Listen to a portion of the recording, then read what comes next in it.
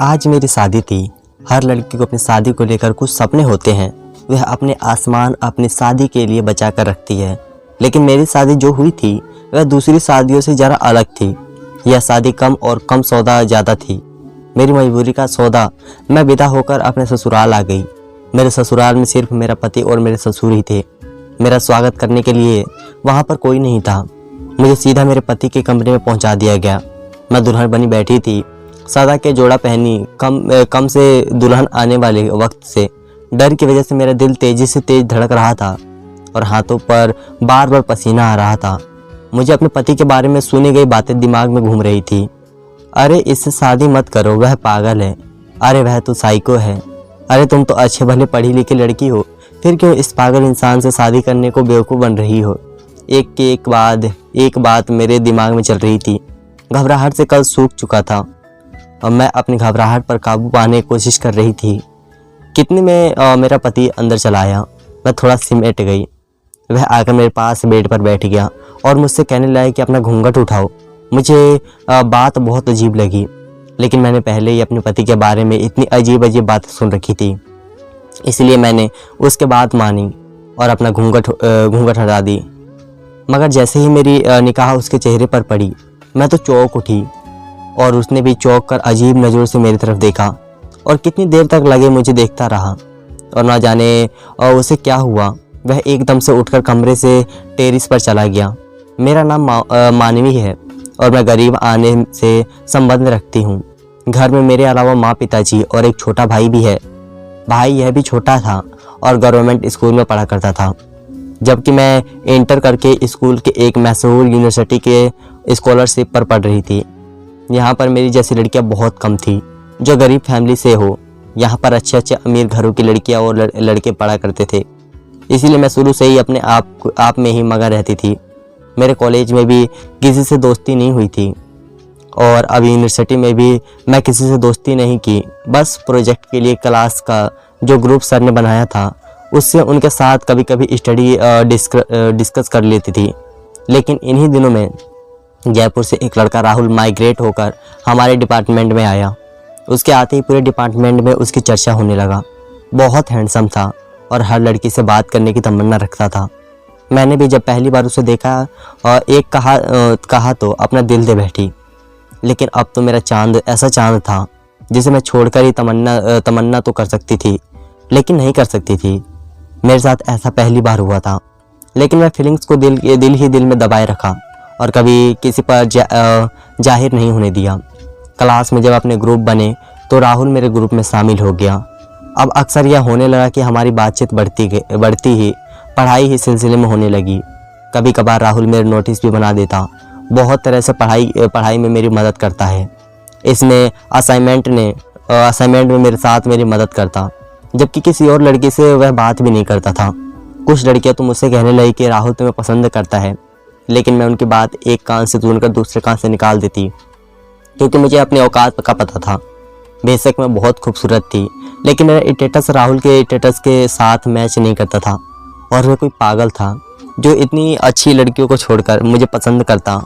वह मुल्क की हाई प्रोफाइल फैमिली से ताल्लुक़ रखता था और मैं एक नकले टपले से ताल्लुक़ रखती थी जिसे बाप सब्जी बेचता था। यूनिवर्सिटी का पहला वक्त ऐसे कैसे गुजरा, कुछ खबर ना रही। ना मैंने कभी राहुल से अपने प्यार का इजहार किया और ना ही कभी राहुल ने मुझे कोई फालतू बात की। आज हमारा यूनिवर्सिटी में आखिरी दिन था, लेकिन आज राहुल नहीं आया था। मेरे दिल को अजीब सी बेचैनी लगी हुई थी। मैंने बहुत इंतज़ार किया, एक आखिरी बार उसको देख लेना चाहती थी, लेकिन ना जाने वह क्यों नहीं आया। हमने तो कभी एक दूसरे को अपना नंबर भी नहीं दिया था, कभी इसकी ज़रूरत ही नहीं पड़ती थी, और आज आखिरी भी दिन था। ना वह आ सका और मैं पूरे पीछे दिल के साथ यूनिवर्सिटी से घर आई। मेरा आखिरी दिन बहुत बुरा गुजरा था। कुछ दिन से यूनिवर्सिटी में थकान उतारने में ही गुजर गया, लेकिन फिर यूनिवर्सिटी छोड़ने के बाद कुछ समय बाद ज़िंदगी ने ऐसा पलटा खाया कि मैं दंग रह गई। पिताजी को अचानक काम से दौरान हार्ट अटैक हुआ और वह कई दिनों तक अस्पताल में दाखिल रहे। काम तो बंद हुआ ही था और साथ में टेस्टों दौरान पता चला कि पिताजी के वॉल्व बंद है और दिल की मेजर सर्जरी करवानी पड़ेगी। हमारी इतनी हैसियत नहीं थी कि इतना महंगा इलाज अफोर्ड कर सकते। वक्त तौर पर सरकारी अस्पताल से इलाज करवा के पिताजी घर तो आ गए, लेकिन डॉक्टर ने सख्ती से उन्हें आराम करने को कहा। पिताजी अब ज़्यादातर घर पर ही रहते थे। वह बहुत कोशिश करते कि काम पर जाएं, लेकिन मैं उन्हें मना करती और काम पर जाने नहीं देती। एक दिन मुझे चोरी से वह काम पर चले गए तो तबीयत ज़्यादा ख़राब हो गई। तो पिताजी भी खुद ही कहने लगे कि अब जब तक ठीक नहीं हो जाता तब तक नहीं जाऊंगा। लेकिन फिर ऐसा कब घर चलता। घर के मौजूद जितना भी राशन था वह ख़त्म होने को आ गया था। जितने जमा पूंजी थी वह भी थोड़ी थोड़ी करके लगने लग गई। हमने घर भी बदल दिया, एक कम किराए पर छोटा घर ले लिया। हमारे का चित्र देखकर मैं खुद परेशान हो जाती। भाई तो भी बहुत छोटा था, इसलिए सवाल ही पैदा नहीं होता था कि वह काम करेगा तो मुझे भी बाहर कम निकलना पड़ेगा। लेकिन वो पढ़ा पहले तो पिताजी की सब्जी की रेंडी निकाल के घर के बाहर लगा ली। प्रतिदिन सुबह मम्मी के साथ जाकर मंडी से ताज़ा सब्जी लेकर आई और घर के बाहर जाकर रखकर बेच देती। लेकिन इसमें इतने पैसे नहीं बचते थे कि हमारे दिल्ली के खर्चे पूरे हो जाते। लेकिन पिताजी के इलाज के लिए अब पैसे कहाँ से आते हैं, इसलिए मैंने एक फ़ैसला किया। माँ को इस बारे में बताया। मुझे बहुत मन किया, लेकिन मैं अपनी बार बार टूटती रही थी और मैं पिताजी की इजाज़त ले ली। इजाज़त देते हुए पिताजी का दिल भी बहुत भारी हो रहा था, क्योंकि उन्होंने मेरे लिए कुछ और सपने देखे थे और अब एकदम हालात ने पलटी की वजह से वह सब अधूरे रह गए थे। पिताजी की परमिशन मिलते ही मैं अगले दिन अलग अलग जगह पर नौकरी के लिए अप्लाई करना शुरू कर दिया। अखबार मंगवाया, उसमें नौकरियों के ऐड दिखाया, बहुत जगह पर अप्लाई किया, लेकिन पूरा 1 महीने में नौकरी के लिए अप्लाई करती रही और मुझे कहीं भी नौकरी नहीं मिली। इंटरव्यू के कॉल आई, मैं इंटरव्यू देने जाती, लेकिन ऐसा लगता था जैसे वहाँ पर पहले से ही नौकरी के लिए सिलेक्शन हो गया हो और यह इंटरव्यू बस एक फैसिलिटी हो। लेकिन फिर इन दिनों में एक जगह पर नौकरी लग गई और सैलरी बहुत ज़्यादा नहीं थी, लेकिन अच्छी थी। हमें खुशी से खिलाता और फ़ौरन ज्वाइन कर लिया कि मुझे ज्वाइन किए कुछ ही दिन गुजरे थे। एक दिन बॉस ने मुझे अपने कमरे में बुलाया और कहने लगे, मिस मानवी, जितना अच्छा आप काम करते हैं इसके हिसाब से आपकी सैलरी और पोस्ट कुछ काम नहीं है। क्या बॉस ने मुझे सवाल किया तो थोड़ा घबरा गई कि हाँ बोलूँ या ना बोलूँ, लेकिन फिर हिम्मत जमा करते हुए मैंने हाँ कह दिया और वह कुछ देर मुझे गहरी नज़रों से देखते रहे। मुझे उलझन होने लगी कि फिर वह कहने लगी, आपकी सैलरी और पोस्ट बढ़ सकती है, लेकिन अगर आप मुझे खुश करें। तो उनसे कहा कि मैं उलझन भी नज़रों में उनकी तरफ देखा और पूछा कैसे। हंसते हुए कहने लगे कि तुम्हारी नज़रों में उनकी तरफ देखा और पूछा कैसे। वह बड़ी कमीनों से हंसते हुए कहने लगे, मिस मानवी, अब आप समझदार हैं, समझ सकती हैं, इसके लिए आपको बस मुझे खुश करना होगा। बॉस की बात सुनकर मेरे तो तन बदन में आग लग गई थी। मैं एकदम खड़ी हो गई और कहने लगी कि तुम जैसे कमीनों की वजह से लड़कियां घरों से निकलने को डरती है। मैं लानत भेजती हूँ तुम पर और तुम्हारे काम पर। ऑफिस से बाहर आ गई। पीछे से वह मुझे आवाज़ ही देता। क्या मेरी आंखों से आंसू बह रहे थे। मुझे अपने आप पर इतना लाछन और बेहोम लग रहा था कि दुनिया मजबूर और लाचार लोगों की ही नहीं थी। मैं कितनी देर से इसी तरह के मकसद सड़क किनारे चलती रही, लेकिन आखिर कब तक, घर तो जाना ही था। नहाकर पहुंचकर मेरा परेशान चेहरा देखा तो पूछने लगी, क्या हुआ मानवी, तुम इतनी परेशान क्यों हो। माँ के पूछने की देर थी कि मैं फुट फुट कर रोने लगी और माँ को सारी बात सच सच बता दी। माँ ने मुझे अपने हाथ लगा लिया। वह कहने लगी, बेटा, अब तुम घर से बाहर निकली हो तो तुम्हें इसी तरह के अब बहुत से भेड़ियों से लड़ना होगा। ऐसे बहुत से दरिंदे तुम्हारे रास्ते में आएंगे, लेकिन तुम्हें हिम्मत और समस्या काम लेना होगा। माँ के बाद में मुझे बहुत समझाया, पर मैं काफ़ी हद तक परेशान हो गई थी। अगले ही दिन में हिम्मत और हौसले नहीं जवाब देखने लगी और आई और जल्दी क्रेम्स में मुझे एके इंटरप्राइजेज में नौकरी मिल गई। नौकरी पहले वाली लड़की से बहुत अच्छी थी और पिक एंड ड्रॉप की सुविधा भी थी। मुझे काफ़ी आसान हो गई थी। यहाँ पर काम करते हुए मुझे 3 महीने हो गए थे। यहाँ का माहौल बहुत अच्छा था। मैंने आज तक सिर्फ अपनी कंपनी डेड को ही देखा था। हालांकि ऑफिस में बॉस के छोटे बेटे की बहुत बातें होती थी। उसे कोई पागल कहता था, कोई दीवाना कहता था। कोई सहायक को कहता था, लेकिन मैंने कभी आज तक उसे नहीं देखा। शायद वह ऑफिस आता ही नहीं था।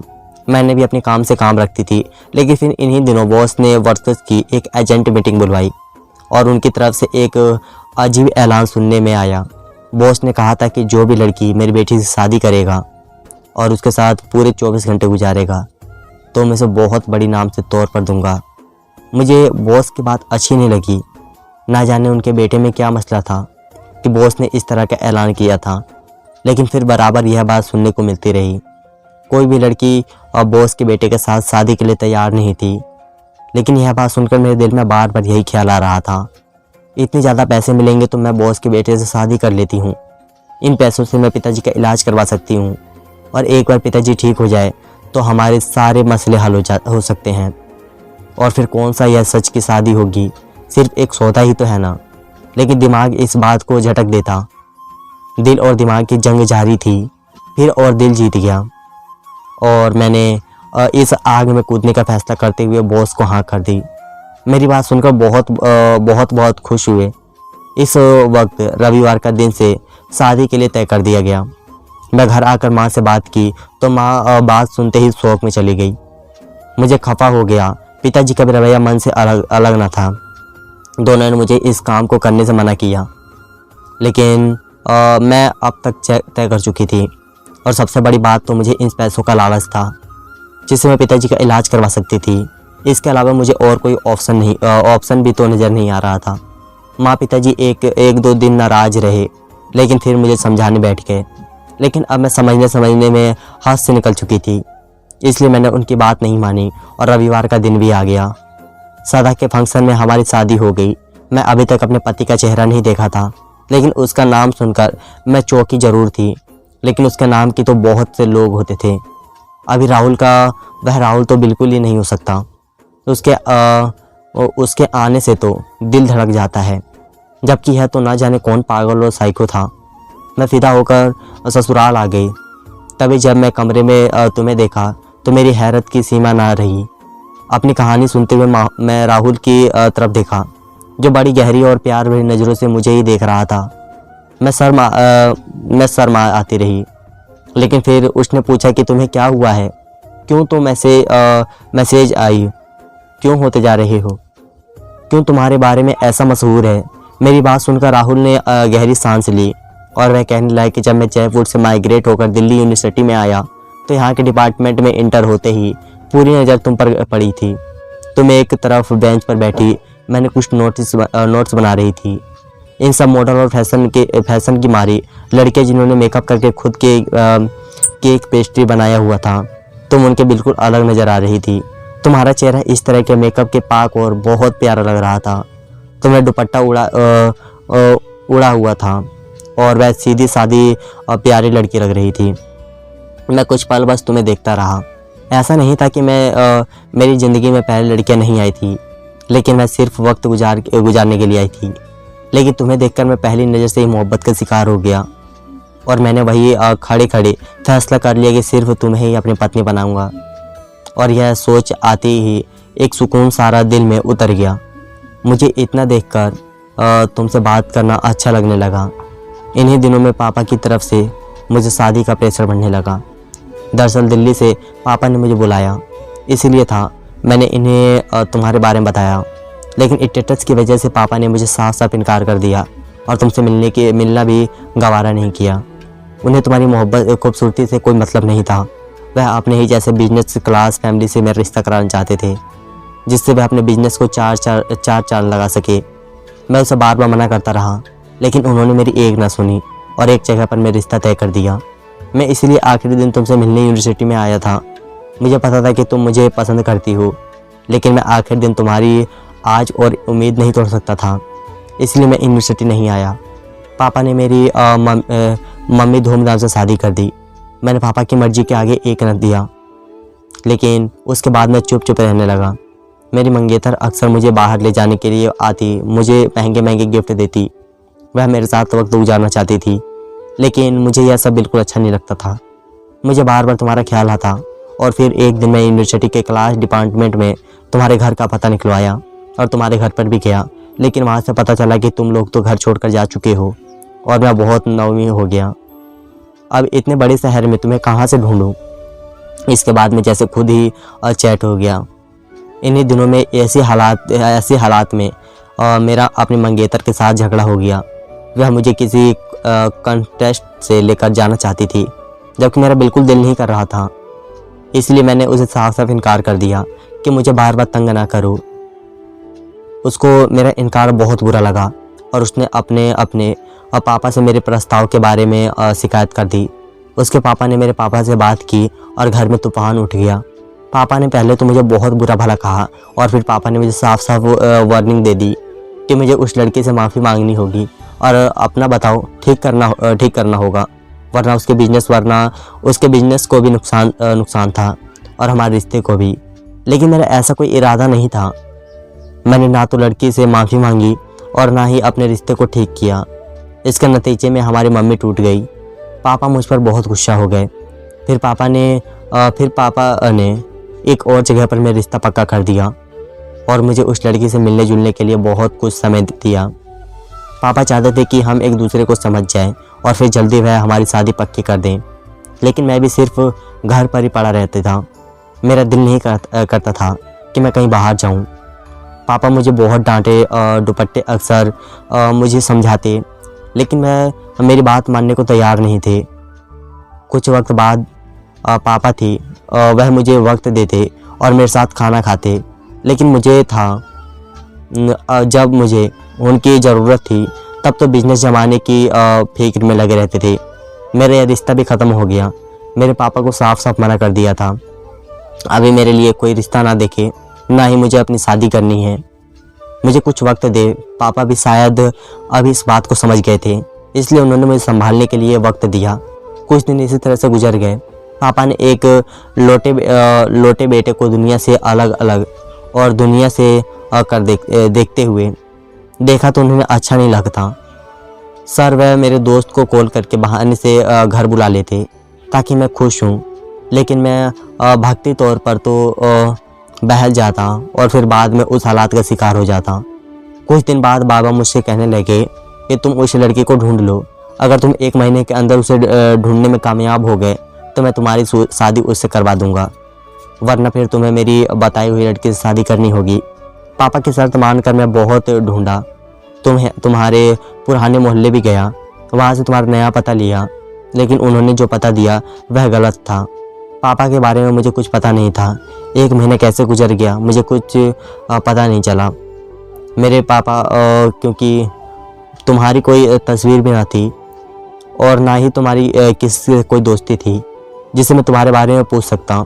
जैसे ही महीना ख़त्म हुआ पापा ने मुझे तुम्हारा पूछा तो मैं हारे हुए अंदाज से पापा से कह दिया जिस भी लड़की से मेरी शादी करेंगे मैं तैयार हूँ। पापा तो जैसे खुशी से बेकाबू हो गए और अगले ही दिन उन्होंने कहा कि मैं इस रविवार तुम्हारी शादी पक्की कर दी है। रविवार को तैयार रहना। मैं उस लड़की के बारे में कुछ भी नहीं पूछा, क्योंकि अगर तुम नहीं हो तो कोई भी क्या फ़र्क पड़ता है। रविवार के तहत पर मैं तैयार हो गया।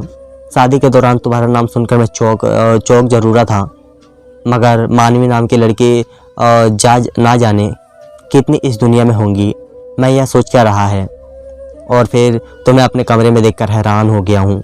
शायद भगवान ने हमारा मिलन लिखा था, इसी तरह हमारा नसीब जोड़ना था।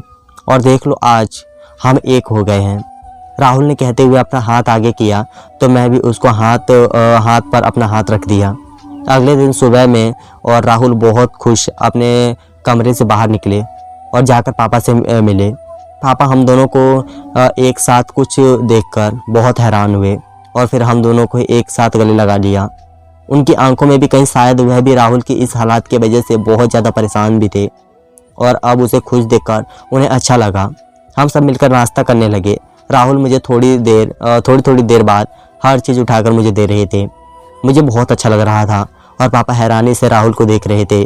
सिर्फ मैं और राहुल की सच्चाई जानते थे। उन्होंने पापा को इस बारे में कुछ नहीं बताया।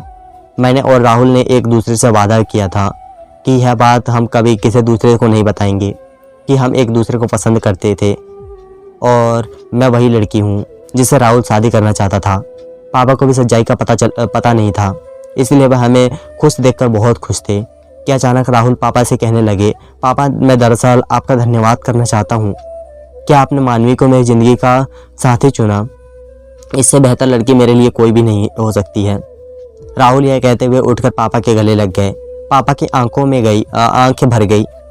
वह कितनी देर राहुल को अपने सीने से लगाए खड़े रहे। हमारी शादी को लगभग 1 महीना हो चुका था। यूं ही बैठे बैठे मुझे राहुल की माँ का ख्याल आया, तो मैंने उसे पूछ लिया, राहुल आपकी मामा कहाँ हैं? मैंने कभी उसके बारे में नहीं सुना और ना ही कभी उनकी कोई तस्वीर देखी। यहाँ तक कि मुझे पूरे घर में उनकी तस्वीर भी नज़र नहीं आई, जबकि मेरे बचपन ही तस्वीरें और पापा से अलग अलग शहर की तस्वीरें घर में जगह जगह लगी हुई थी। मेरी बात सुनकर राहुल मेरी मम्मी पापा की शादी नहीं हुई थी, बल्कि वह दोनों परिवार का कारोबार बढ़ाने और एक दूसरे को स्टेज ऊंचा करने का एक सौदा था। इन्हें इन सब बढ़ाने और एक दूसरे को स्टेज ऊंचा करने का एक सौदा था। इसे इन दोनों ने मंजूर की और एक दूसरे को अपना लिया। मम्मी अपने सोशल लाइफ में ज़्यादा बिजी रहती हैं। वह क्लब जाती, पार्टी करती रहती हैं और पापा हर वक्त अपने बिजनेस को 2-4 करने में लगे रहते। दोनों का रिश्ता तो था, लेकिन वह दोनों एक दूसरे के साथ नहीं थे। इन दोनों के रिश्ते में प्यार नहीं था। इसी दौरान ना चाहते हुए भी कहीं मैं भी पैदा हो गया। हालांकि मम्मी को बच्चा नहीं चाहिए था।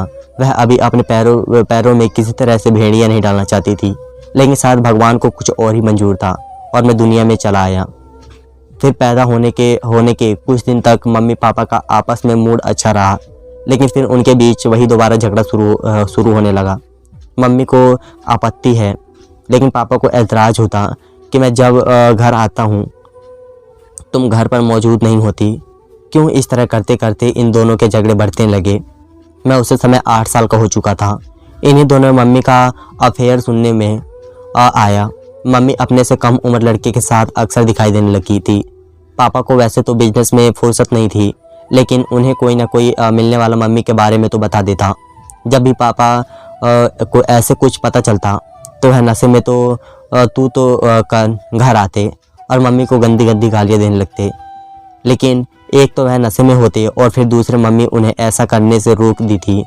और फिर एक दिन मम्मी ने तलाक कैसे कर दिया। पापा को जैसे ही नोटिस मिला वह भाग कर मम्मी के पास चले आए और मम्मी के मिन्नतें करने लगे। लेकिन क्योंकि बिजनेस में 50% की शेयर होल्डर मम्मी थी और अगर मम्मी उनके स्थान से निकल जाती तो इसका मतलब था कि आधा बिजनेस उनके हाथ से चला जाता। पापा ने मम्मी को मनाने की बहुत कोशिश की, लेकिन मम्मी अपनी बात पर टूट रही थी। उनके ऊपर नए नए इश्क का भूत सवार था। वह पापा से तलाक लेकर दूसरी शादी करना चाहती थी। मम्मी को पता था कि पापा उन्हें आसानी से तलाक नहीं देंगे, इसलिए उन्होंने अदालत में केस कर दिया। पापा ने भी अपनी तरफ से बहुत तगड़ा वकील किया, लेकिन मम्मी का वकील जीत गई। अदालत की तरफ से मम्मी को तलाक मिल गई। साथ साथ पापा को मम्मी के 50% शेयर वापस करना पड़े। तो पापा को बहुत बड़ा झटका लगा था और बहुत वक्त लगा उनको ही बिजनेस दोबारा अपने पैरों पर खड़ा करने के लिए। पापा को मम्मी से बहुत मोहब्बत थी, या क्या था, आपने दोबारा शादी नहीं की। पापा के साथ पापा ने सारे घर में मम्मी की एक चीज़ थी, यहाँ तक कि मम्मी की तस्वीर भी नहीं रहने दी। मेरे ऊपर इन झगड़ों का बहुत असर हुआ।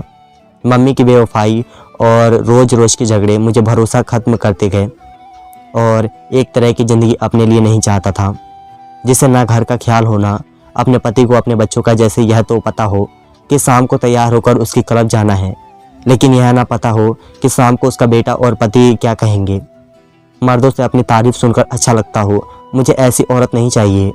मैं जा रहा था कि मुझे वह औरत मिली जो मेरी अटेंशन और प्यार से भूखी भी हो, मुझे प्यार करे, जो मेरे घर को घर बना कर रखिए और जब अपने घर वापस आओ तो मुस्कुराती हुई मुझे दरवाजे पर वेलकम करती मिले। फिर इसीलिए जब मैं तुम्हें देखता तो मुझे लगा कि तुम ही वह औरत हो जो मेरी ज़िंदगी में सब ला सकती हो। हालांकि मैं अपनी सोसाइटी में बहुत सी लड़कियों देखी है, मुझे अच्छी मिलेगी, लेकिन यह सब की सब मम्मी की तरह ही थी। मम्मी की तरह उनकी जिम्मेदारी की ज़िंदगी वैसी जैसी ही थी। धीरे धीरे सबसे ऊंचा है गया और जब मैं माइग्रेट होकर आया तो मुझे लगा कि मेरी तलाश ख़त्म हो गई। राहुल ने कहते हुए और प्यार से मेरे कंधे पर हाथ रखा और अपने सीने से लगा लिया। क्योंकि मुझे मालूम था कि राहुल की मोहब्बत और साथ हमेशा मेरे लिए है और आगे की ज़िंदगी में खुशियाँ खुशियाँ है। धन्यवाद दोस्तों।